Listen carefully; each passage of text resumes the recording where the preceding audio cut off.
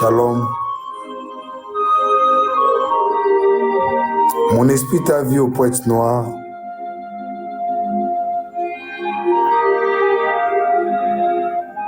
Et j'ai vu comme quelqu'un était écroulé, d'où tu n'avais pas la stabilité. Mais j'ai vu quelqu'un qui est en train de chercher une chose au sol. Et j'ai compris que tu étais en train de chercher de retourner dans ta maison.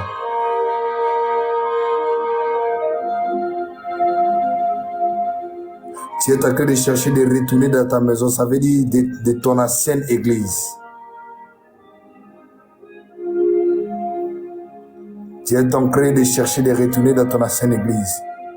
Alors que tu dis oui papa, je suis en train d'attendre ta prière, que tu pries beaucoup. Chaque matin, tu demandes à Dieu l'onction.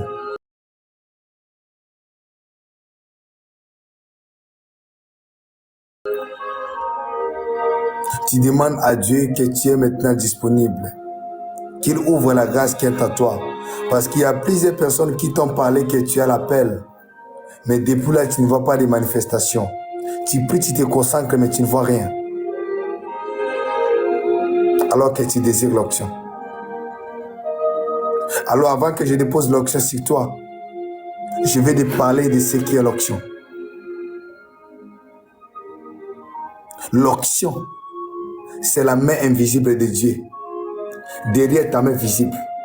Ce qui fait que quand tu imposes cette main sur les malades, et les malades est guéri. L'onction, c'est sa bouche invisible derrière ta bouche visible. Ce qui fait que quand tu prononces, ou quand pendant la journée je prononçais des mots, et les gens en distance tombaient, les gens pleuraient. D'autres avaient du mal aux pieds. D'autres n'arrivaient pas à tenir leur téléphone. En réalité, ce n'est pas ma bouche, mais il y a une bouche invisible qui est cachée derrière cette bouche.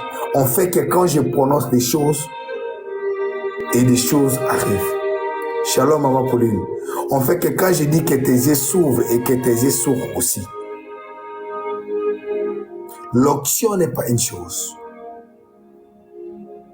Alors, sachez-le bien, les gens s'approcheront de toi à cause de ton onction.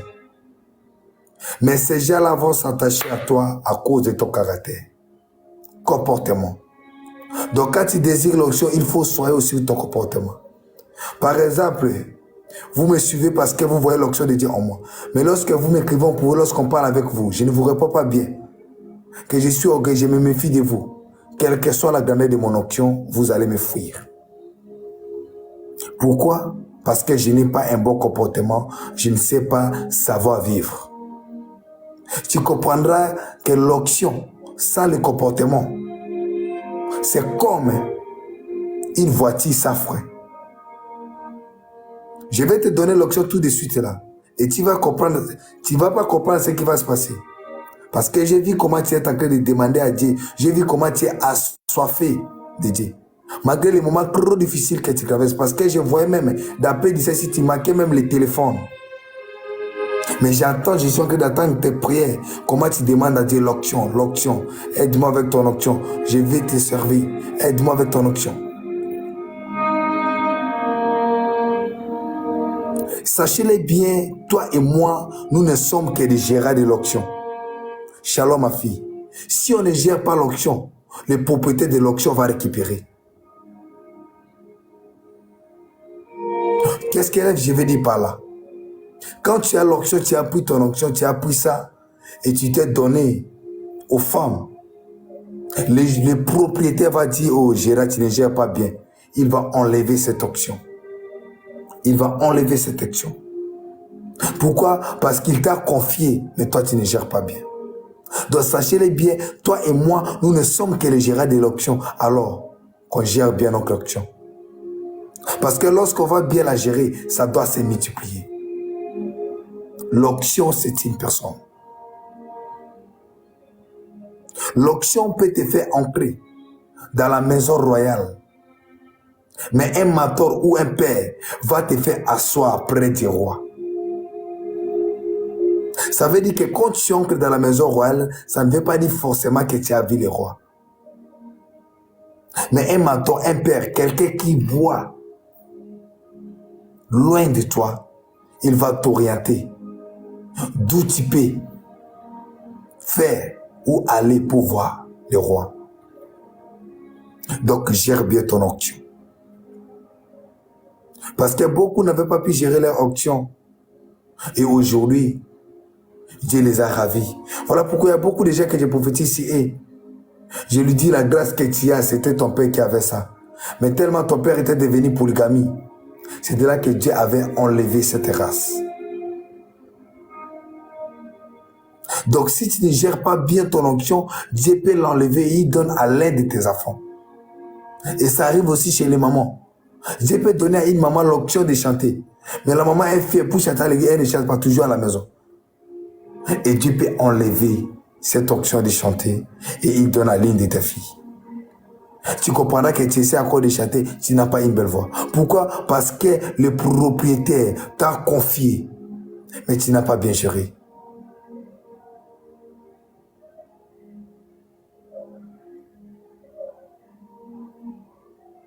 L'onction s'arrose, l'onction ça se multiplie avec le jeûne.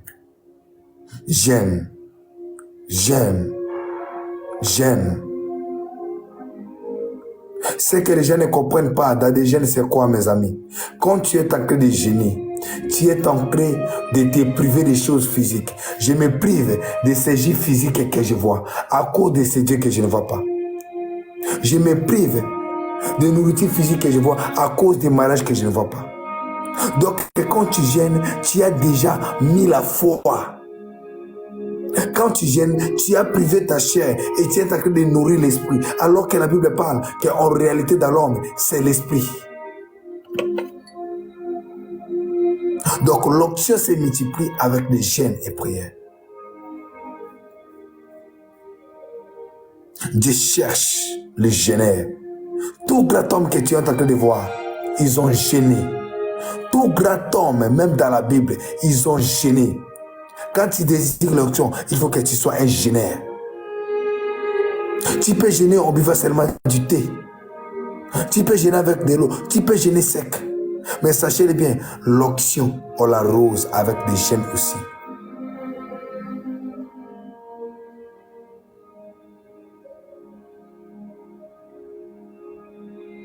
Les gens vont penser que l'onction est seulement liée aux choses de la prière qu'on est en train de faire. Non.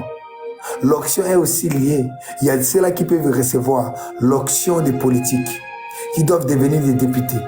Il y a ceux-là qui doivent recevoir l'onction des hommes d'affaires. Il y a ceux-là qui doivent recevoir l'onction des mariages. Il y a ceux-là qui doivent... Donc, il y a plusieurs types d'onction. Mais ce que je suis en train de te parler, c'est l'onction liée au ministère. Que tu saches que toi, tu n'es qu'un gérant. Si tu prends ton onction, parce que sachez-le bien, la même onction qui t'attire des bonnes choses, c'est la même onction qui t'attirera des mauvaises choses. Voilà pourquoi la Bible dit quoi? Les malheurs atteignent souvent les justes, mais l'Éternel délivre. Qu'est-ce qui a fait que les malheurs puissent l'atteindre? C'est parce qu'il est juste. Il a l'onction. Donc la même onction qui t'attire les bonheurs, c'est la même onction qui peut t'attirer les malheurs. La même onction qui fait de sorte qu'on puisse t'aider.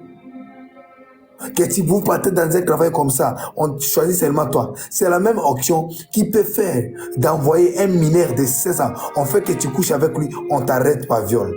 Pourquoi les mineurs t'assuient? Parce que tu as l'onction. Et Jésus-Christ est notre modèle parfait.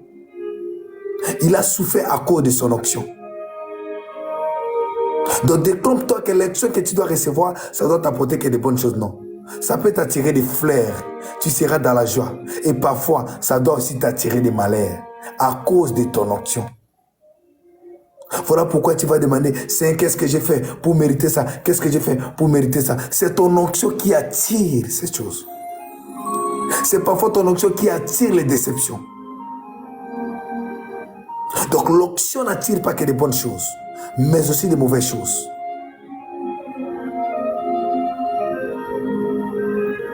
L'onction n'attire pas que des bonnes choses, je répète, mais aussi des mauvaises choses. Mais ce qui est mieux pour nous est que nous soyons au pied du Père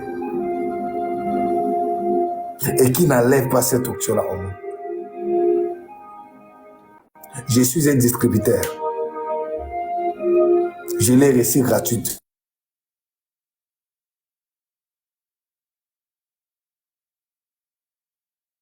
Donné aussi gratuitement. Je n'avais pas payé Dieu en fait que je sois prophète. Ma mère aussi n'avait pas demandé à Dieu, mais c'est sa grâce qui m'a localisé. Et parfois moi-même, je ne comprends pas.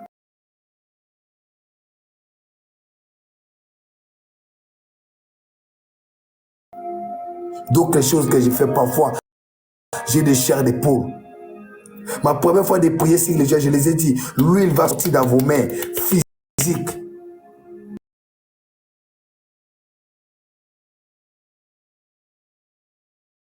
Il n'y a qu'une seule chose. Respecte l'onction en privé. On fait que l'onction te respecte en public. Respecte-lui face aux tentations. On fait qu'il te respecte en public. Voilà pourquoi vous voyez beaucoup des hommes de Dieu, ils disent ça, vous ne voyez pas. Ils disent reçois, tu ne reçois pas. Ils prophétisent, tu ne vois pas. Pourquoi? Parce qu'ils ne respectent pas l'onction en privé. Il couche avec ses filles, il couche avec les femmes de pluie. Et quand tu ne lui respectes pas, lui aussi devant les gens, il va te déshonorer. Car il est écrit, il honore ce qu'il honore.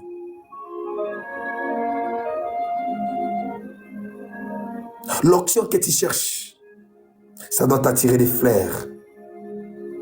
Écrivez ça très bien. La même onction, ça doit t'attirer aussi des malheurs. L'onction t'attirera des fleurs. Ça peut t'attirer aussi des malheurs. L'onction, c'est Dieu. C'est la bouche invisible de Dieu. Derrière cette bouche visible. Ce qui fait que je parle sur toi. Les choses sur ta vie. En réalité, ce n'est pas ma bouche. C'est les yeux visibles de Dieu. Derrière ces yeux visibles. Ce n'est pas ces yeux qui vont, mais il y a un autre yeux caché. Donc je peux dire quelqu'un, l'onction, c'est une personne. Car le Saint-Esprit, c'est une personne. Alors soigne bien ton onction. Parce qu'il y a beaucoup qui ont demandé. Dieu leur a donné. Ils n'ont pas pu conserver. Ils sont partis. Ils se sont livrés à l'impudicité. Ils se sont livrés aux choses du monde. Une personne qui a l'onction ne doit pas se comporter comme tout le monde. Une personne qui a l'onction doit être non conformiste. Si Lionel Messi a plus de 8 ballons d'or, c'est parce qu'il joue différemment aux autres. Il fait son entraînement différemment aux autres. Pendant que les autres peuvent s'entraîner 3 heures, lui s'entraîne 5 heures. Alors une personne qui a l'onction doit avoir un comportement différent. Ça veut dire que vous pouvez rester comme ça.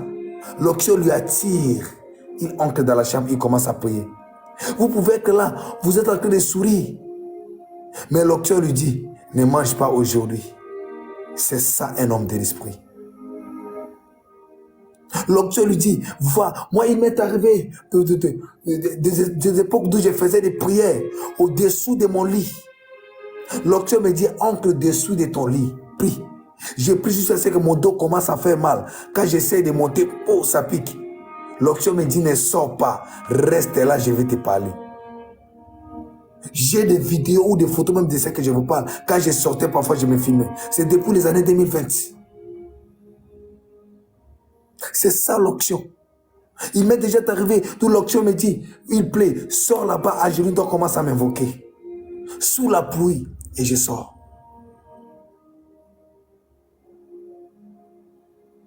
La personne qui a l'onction ne doit pas aimer à la mode.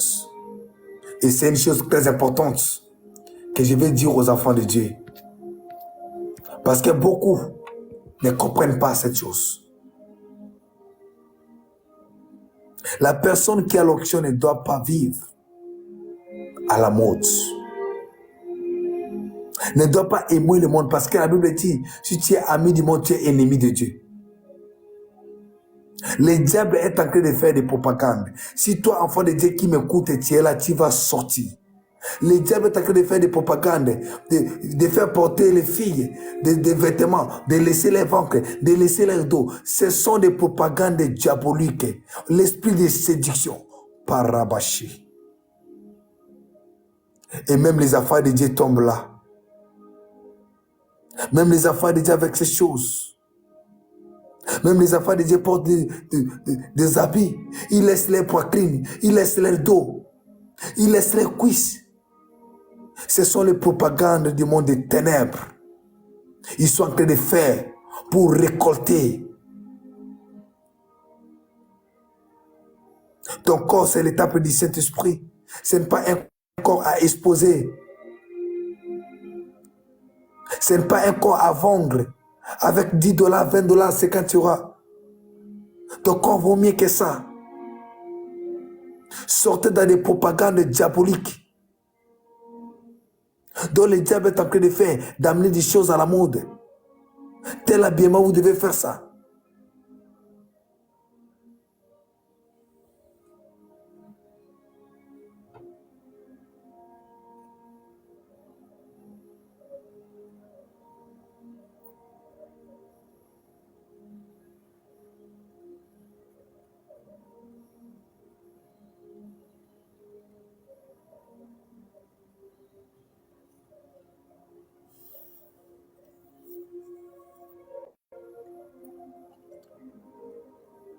Merci Seigneur.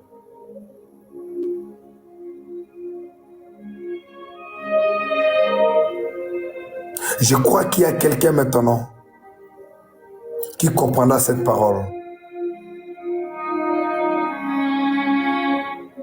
L'important, c'est de comprendre aussi le rôle de ton onction. Zacharie fut sacrificateur, mais il a mis Jean-Baptiste au monde, lui qui fut prophète. Ce n'est pas pour dire que ton père est ceci que tu seras aussi ceci. Tu souffres parce que tu ne connais pas le rôle de ton onction. Tu t'es pas prié pour ton mariage alors que Dieu t'attend dans les voyages. Confusion. Tu t'es pas fait de commerce alors que Dieu ne t'attend pas dans ce commerce et puis dans ton pays. Confusion. Ce qui est mieux aussi, c'est de connaître le rôle de son onction. Tu peux aller te plonger dans des choses politiques pendant que Dieu t'attend aux affaires. Confusion. Tu vas crier pour le mariage alors que Dieu t'attend dans une formation d'esthétique. Confusion.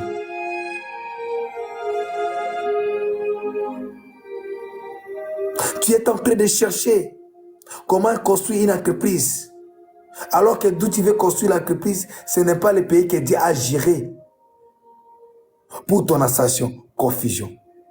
Voilà pourquoi tant que tu ne comprendras pas le rôle de ton onction, tu dois toujours vivre la vie qui n'est pas la tienne.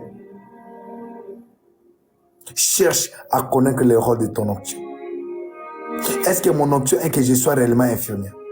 Est-ce que mon onction est que réellement que je sois licencié? Tout le monde n'est pas appelé à étudier.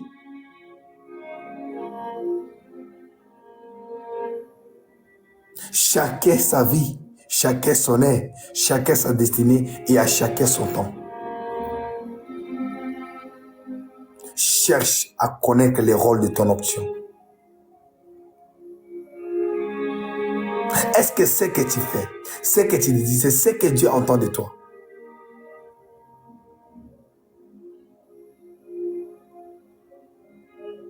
Est-ce que d'où tu essaies d'entrer, est-ce que dans cette relation,